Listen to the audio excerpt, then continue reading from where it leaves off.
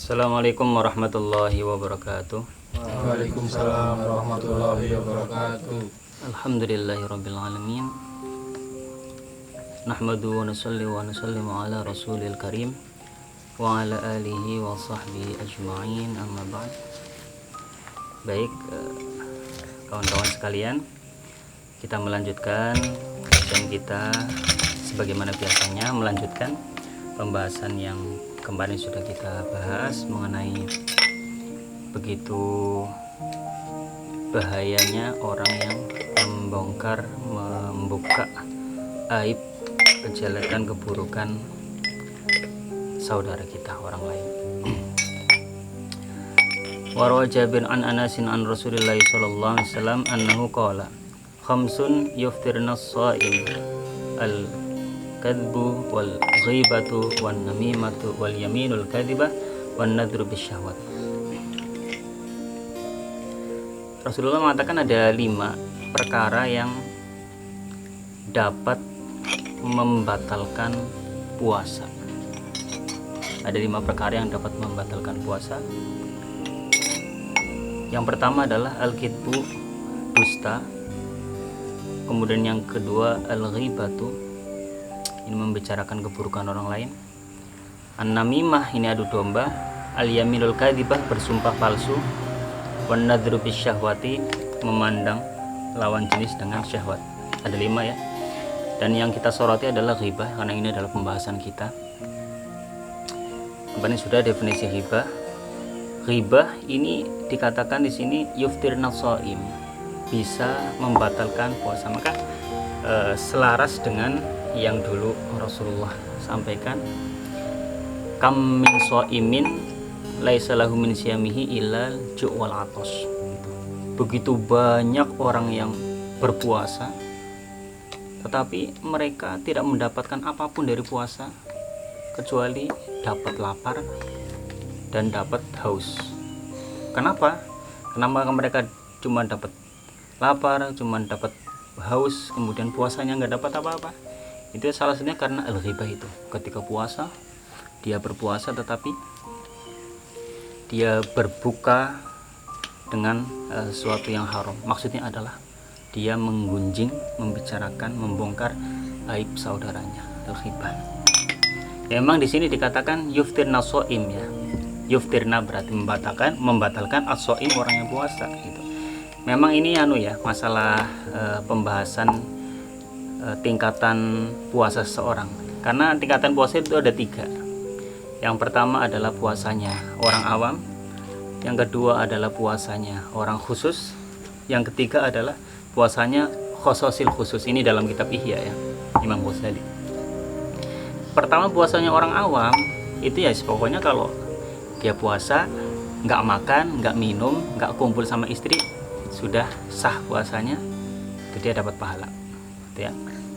Tapi yang kedua, tingkatan yang kedua, puasanya orang yang khusus, maka selain dia itu jangan makan, jangan minum, kemudian jangan berkumpul dengan istri dalam arti jima, bersetubuh dengan istri, dia juga tidak boleh untuk ini tadi ya, dusta nggak boleh, ghibah nggak boleh, namimah, adu domba nggak boleh, kemudian memandang lawan jenis dengan syahwat itu juga nggak boleh. Karena itu bagi orang yang puasa tipe yang kedua, apa itu tadi, khusus, itu membatalkan.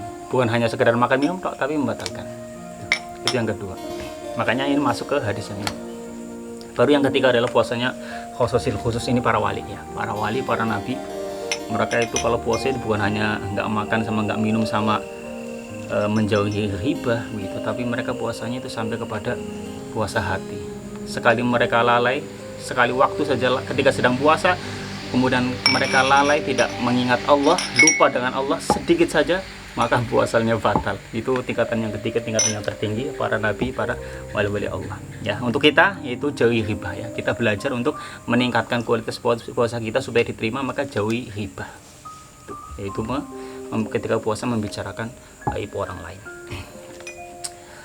Wa qila auhallahu ila Musa alaihissalam man mata ta'iban minal ghibah fahuwa akhiru man yadkhulul jannah. Ini luar biasa ya. Allah memberikan wahyu kepada Musa. Jadi Nabi Musa alaihissalam dia punya gelar kalimullah, artinya orang yang bisa berdialog dengan Allah. Kalimullah itu Nabi Musa. Beliau mendapatkan wahyu dari Allah bahwa Allah berfirman, man mata ta'iban minal ghibati fahuwa akhiru man yadkhulul jannah. Orang yang dia mati, ya, meninggal dunia, sementara dia itu bertaubat dari dosa ghibah. Berarti kan dia dulu adalah tukang ghibah, tukang membicarakan keburukan orang lain. Akhirnya dia bertaubat, ya, setelah bertaubat kemudian mati, ya.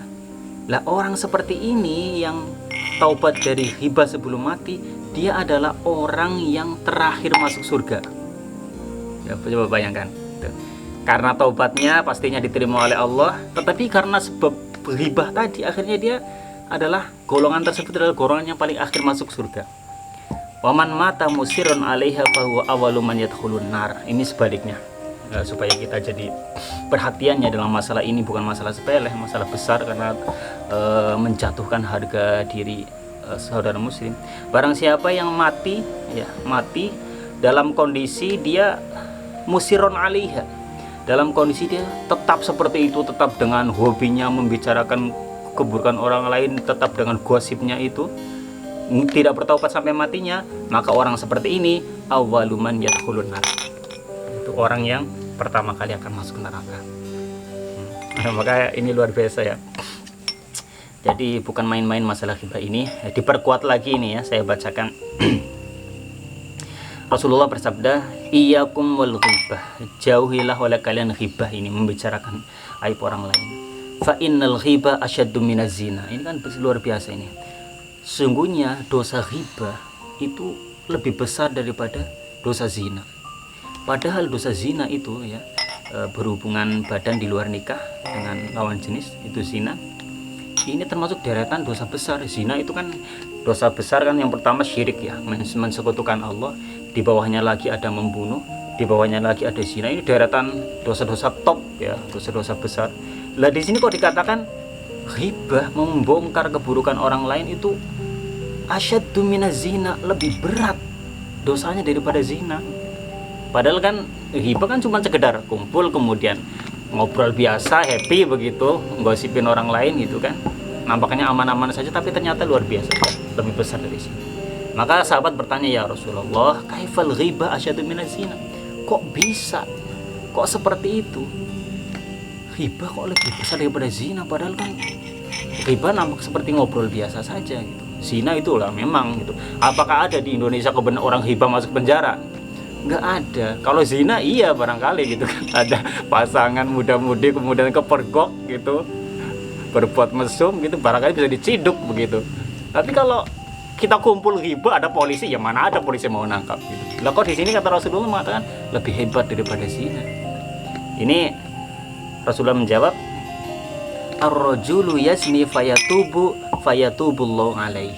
Kalau ada orang yang hobi ghibah, membicarakan keburukan orang lain, kemudian pada akhirnya dia taubat, maka taubatnya diterima oleh Allah.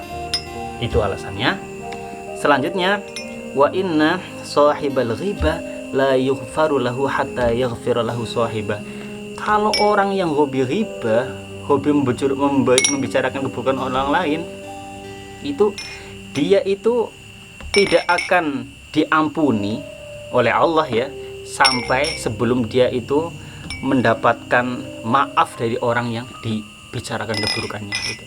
Kita membongkar kejelekan teman kita misalnya gitu, kemudian kita bertobat kepada Allah, itu belum selesai gitu. Kalau zina tadi, kita berbuat zina kemudian taubat sama Allah terima. Tapi kalau zina itu bukan hanya sekedar kita minta ampun kepada Allah, kita harus meminta maaf gitu, membuat ridho orang yang tadi kita bongkar aibnya gitu. Nah inilah alasan mengapa kok dikatakan ghibah itu lebih besar daripada zina. Faqad ikhtaba Ibnu Jala ba'du ikhwani farsa ilaihi yastahillahu fa aba qailan. Ini ada seorang ulama namanya Ibnu Jala. Dia itu digunjing lah oleh orang lain. Kemudian setelah tahu dia digunjing, ini bagian daripada akhlak, daripada apa namanya, akhlak seorang ulama. Ketika Ibnu Jala ini mengetahui bahwa dia itu dibicarakan keburukannya orang lain, malah akhirnya dia fa'arsala ilaihi yastahillahu fa'aba qailan. Begini, ada kekeliruan pemahaman ya. Ada seorang ulama namanya Ibnu Jala, dia itu dihibah oleh orang lain gitu. Kemudian yang menghibah itu akhirnya merasa bersalah, akhirnya mau minta maaf gitu. Menyuruh orang untuk datang, menyuruh temannya untuk datang supaya minta maaf kepada Ibnu Jala tadi. Akhirnya si Ibnu Jala ini fa'aba qailan, dia nggak mau mengikhlaskan seperti itu, sambil berkata laisa fi sahifati hasanatun ahsanu minha fa kaifa amhuha gitu. Ini seorang ulama ini mengatakan bahwa tidak ada di catatan lembaran buku saya, catatan amal saya, sahifah saya itu satu kebaikan yang lebih baik daripada ini. Artinya amalanku yang paling baik ya ini, hasil daripada aku digunjing orang gitu. Sehingga ketika kamu datang ke sini mau minta maaf kepadaku, maka saya tidak mau maafkan gitu. Karena ini adalah celengan amal saya gitu, yang terbaik begitu. Maka fakaifa amhuwa, maka bagaimana aku mau memaafkan. Ini satu keyakinan yang sempurna dari seorang ulama, bahwa apabila kita dihibah oleh orang, dibongkar keburukan kita orang-orang, maka ini justru malah jadi investasi kita di akhirat. Sehingga tidak perlu kita marah kepada dia, tidak perlu kita menjadi emosi kepada dia, justru malah ini sebagai celengan amal kita ya. Sebagaimana yang tadi kisah seorang ulama yang bernama Ibnu Jala. Selanjutnya An Anas bin Malik qala Rasulullah sallallahu alaihi wasallam lama arijabi marartu biqaumin lahum adfarun min nuhasin yukhammisuna wujuhahum wa sudurahum faqultu man haula'i ya Jibril. Ini satu kisah. Jadi Rasulullah kan pernah dimi'rajkan, Isra Mi'raj itu dari Mekah kemudian menuju ke Sidrat Palestina, Baitul Maqdis, kemudian naik ke langit sampai ke Sidratul Muntaha. Itu proses Mi'raj Rasulullah. Lah, ketika Rasulullah dimi'rajkan, dinaikkan ke langit, marartu biqaumin lahum adfar min nuhasin yukhammisuna wujuhahum. Rasulullah melihat ada suatu kaum ya, beberapa kaum, kan berarti kumpulan orang, itu namanya kaum. Mereka itu memiliki adfar, memiliki kuku-kuku, yang kuku tersebut itu dari nuhas. Nuhas itu tembaga, jadi kuku mereka adalah dari tembaga. Lah, mereka itu anehnya adalah yukhammishuna wujuhum, dengan kuku itu, dengan kuku dari tembaga itu, mereka itu mencakar-cakar sendiri mukanya. Yukhammishuna wujuhum wa sudurahum, dan dada mereka. Ya bagaimana itu? Namanya tembaga, kita yang kuku tipis kayak gini buat nyakar bisa lecet begitu. Bagaimana dengan tembaga? Ya jelas sudah ya, dodal-dadel ibarat kita, bahasa kita ya. Maka Rasulullah bertanya kepada Jibril, man haulai ya Jibril, mereka itu siapa wahai Jibril? Jibril mengatakan, haulai alladziina ya'kuluna luhuman nasi wa yaqa'una fi a'radihim. Mereka itu adalah orang-orang yang memakan daging-daging manusia dan mereka terjerumus mencela mereka. Wa yaqa'una fi a'radihim. Mereka ya asyik mengobrol sampai akhirnya mereka mencabik-cabik kehormatan saudaranya, membongkar aib saudaranya, membuka kejelekan saudaranya. Itulah siksaan bagi orang yang membicarakan keburukan saudara kita.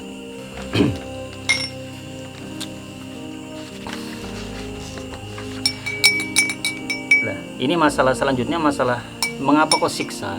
Kenapa kok orang yang ghibah itu disiksa dengan siksaan seperti itu, dengan mencakar-cakar badannya dengan kuku yang terbuat dari tembaga tadi. Di sini dikatakan Imam At-Tibi mengatakan lima kana khamsul wajhi wa sadri min sifatin nisa an-naihat ja'alahuma juz'an man yakhtab wa yafri fi aradil muslimin isy'arun bi annahuma laysata min sifatir rijal bal hum min sifatin nisa fi aqbahi halatin wa asyuhu suratan yaqulul faqih Abu Lais ila akhir ya. Kenapa kok mereka ahli ghibah, ahli membicarakan keburukan orang lain ini dihukum seperti itu di nerakanya Allah Subhanahu wa taala? Itu sebab alasannya Imam Tabi mengatakan bahwa jadi kebiasaan mencakar-cakar badan itu adalah sifat daripada wanita ketika dia itu meratap.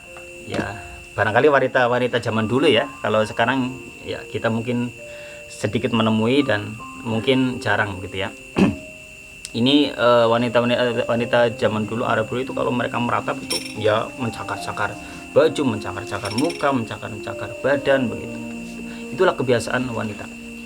Lah, kebiasaan seperti itu dijadikan sebagai siksa bagi orang yang hobi ghibah, hobi gosip, hobi menggunjing, itu sebagai isyarat sesungguhnya keadaan seperti itu, keadaan mencakar-cakar ini adalah jauh sekali dari sifat laki-laki. Laki-laki kalau ditimpa masalah, musibah itu nggak sampai seperti itu begitu. Mereka tetap tenang, kemudian mereka berpikir mencari solusi, tidak sebagaimana wanita seperti itu. Bal huma min sifatin nisa, itu adalah sifat wanita. Dalam kondisi yang bagaimana? Sifat wanita yang dalam kondisi sangat terpuruk, sangat jelek dan bentuknya sangat buruk gitu. Selemah-lemah wanita ketika ditimpa masalah itu seperti itu gitu. Maka hal seperti itu, mencakar-cakar tubuh, itu jauh sekali dari sifat laki-laki, sehingga dari situlah isyarat bahwa mengapa orang yang hobi ghibah ini hukumannya, siksanya di akhirat seperti itu. Berarti memang dalam kondisi orang itu sangat-sangat rendah, sangat-sangat buruk.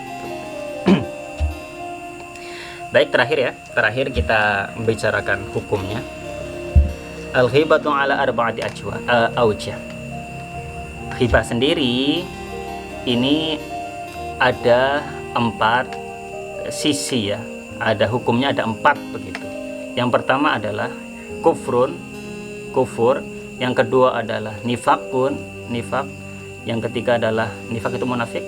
Yang ke 1, 2, 3 wa maksiatun, maksiat. Kemudian yang keempat ya, mubah itu artinya boleh. Ingat-ingat ya. Jadi hibah itu hukumnya enggak kemudian langsung hibah enggak kemudian haram, dosa, enggak seperti itu. Jadi ada pembagiannya. Hibah itu ada 4. Bisa jadi nanti kufur, itu jadi kafir begitu, bisa jadi munafik, bisa jadi hanya maksiat saja, bisa jadi juga boleh. Baik, kita baca yang pertama. Fa ammal wajhul ladzi huwal kufru fa huwa ay yaqtabal muslima fa yuqalu lahu la taghtab. Yang bisa jatuh ke dalam kekufuran hibah yang bagaimana? Membicarakan keburukan yang bagaimana? Yang pertama adalah ada orang membicarakan keburukan orang lain, keburukan saudara muslim, kemudian ada yang mengingatkan. La taghtab, wis kowe aja ngrasani wong, aja ngosipi wong, aja membicarakan keburukan orang lain. Ketika diingatkan seperti itu, malah dia jawabannya laisa hadza ghibah wa ana shadiq fi dzalik. Aku kia ora lagi ghibah, ora, aku ngomong nyata, asli memang wongnya kayak gue. Nah setelah itu faqad istahalla ma haramallahu taala, maka orang yang seperti itu ketika dia ghibah diperingatkan ya, setelah diperingatkan bukannya mandek malah dia membantah, laisa hadza ghibah gitu. Aku ora lagi ghibah, ki asli kok nyata wongnya kayak gue. Seperti itu orangnya. Nah orang yang seperti ini dihukumi istahalla ma haramallahu taala, berarti orang ini telah menghalalkan apa yang telah Allah haramkan. Hibah hukumnya haram, lah sama dia dihalalkan, dibolehkan dengan alasan tadi, aku ora hibah, iki nyata gitu. Padahal kemarin kita sudah bahas bahwa hibah adalah membicarakan keburukan orang lain dan keburukan itu memang nyata. Gitu ya. Sudah seperti itu jelas.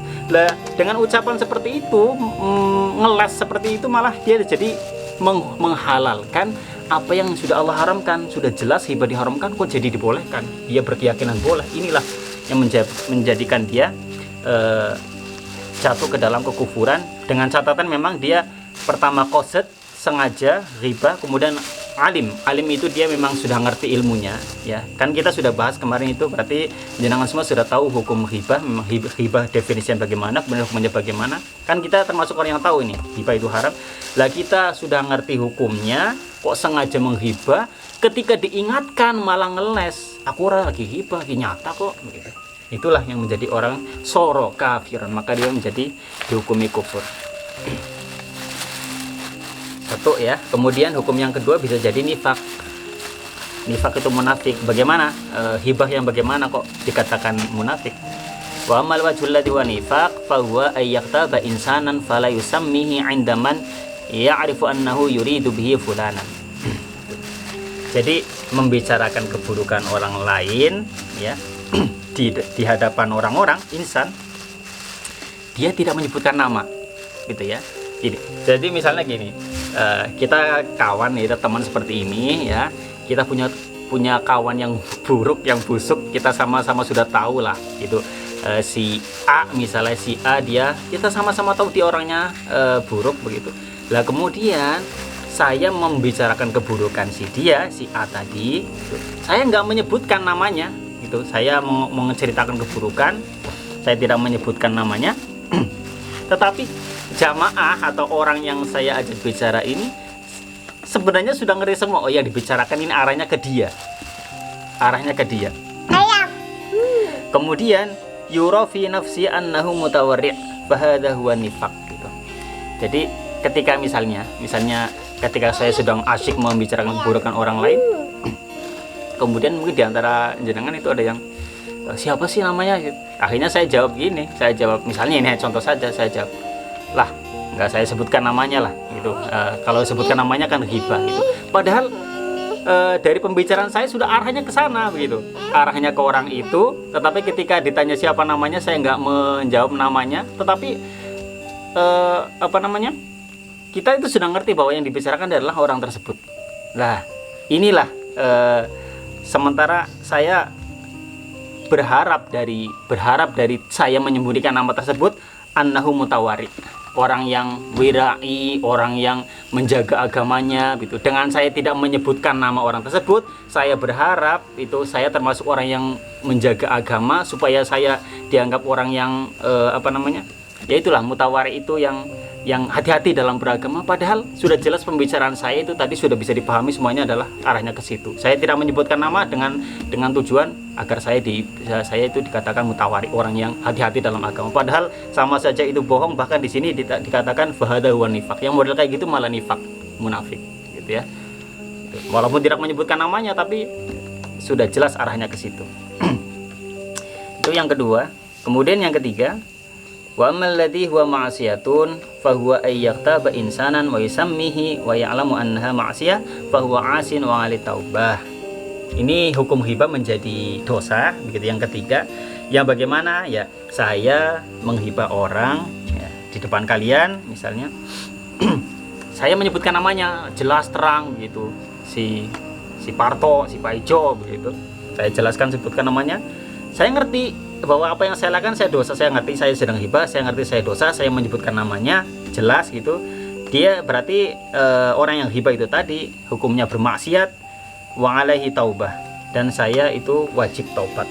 Yang menghibah tadi ya, menghibah itu wajib taubat. Nah itu maksiat seperti itu. Yang dikatakan hibah itu maksiat yang seperti itu, membicarakan kepada orang lain, menyebutkan namanya, dan saya tahu ilmunya gitu, tetap diterjang saja, maka hukumnya dosa dan wajib taubat. Dan yang ketiga, yang keempat ini tadi tiga sudah yang maksiat. Yang keempat, hukum ghibah ini menjadi apa yang tadi boleh ya, boleh. Ini yang boleh itu, yang kan kemarin kita bilang ghibah itu dasarnya hukum haram kecuali beberapa poin, termasuk di sini adalah yang boleh kita berhibah adalah ayyuhtaba fasiqan mu'allanan bi fisqihi aw sahiba bid'atin fa huwa ma'jurun fi dzalik. Membicarakan keburukan orang yang fasik gitu. Jadi orang yang punya tingkah laku buruk, jelek, menyimpang, itu boleh kita bicarakan keburukan Untuk apa tujuannya? Untuk memperingatkan saudara kita, untuk menjadi pengingat bagi saudara kita supaya tidak diikuti. Gitu. Orang yang fasik, kemudian sahibu bid'ah, orang yang ahli bid'ah, ya. Ahli bid'ah itu kan sesuatu yang bertolak belakang dengan Rasulullah, tidak sesuai dengan tuntunan Rasulullah, itu ahli bid'ah. Misalnya kaum Mu'tazilah, kita sebagai orang Indonesia rata-rata kita dalam masalah fikih kita bermadhab kepada Syafi'iyah, dalam masalah akidah kita Asy'ariyah, begitu. Lah termasuk kaum bid'ah itu adalah yang Mu'tazilah. Mu'tazilah ini mereka salah satu keyakinannya adalah masalah perang Jamal itu antara sahabat Muawiyah dan Sayyidina Ali, ya. Sahabat Muawiyah dengan sahabat Ali itu kan itu punya kelompok besar, itu mereka saling berperang, akhirnya di antara mereka banyak yang terbunuh. Lah sahabat Mu'tazilah, orang Mu'tazilah ahli bid'ah ini mengatakan bahwa salah satu dari kelompok itu ada yang masuk neraka. Ini keyakinan mereka, dan kita boleh membicarakan keburukan orang Mu'tazilah supaya orang menghindar dari kelompok tersebut. Ataupun misalnya Syiah, ya. Syiah itu salah satu keyakinan yang tidak betul adalah masalah masalah wahyu itulah. Mereka kan punya pemikiran seperti ini, orang Syiah. Mereka itu Jibril itu sebenarnya menyampaikan wahyu itu mau kepada Sayyidina Ali.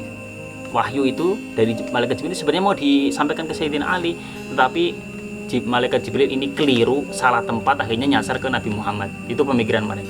Lah kita boleh membicarakan keburukan ahli bid'ah seperti itu supaya orang-orang itu menghindar, dan bahkan di sini dikatakan fahuwa ma'jurun fi dzalik, kalau kita membicarakan keburukan kelompok-kelompok seperti itu malah kita akan dapat pahala.